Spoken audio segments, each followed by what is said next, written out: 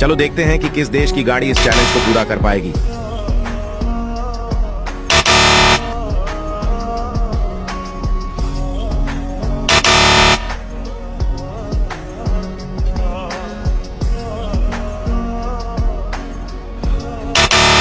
क्या पाकिस्तान की गाड़ी ही इस चैलेंज को पूरा करेगी?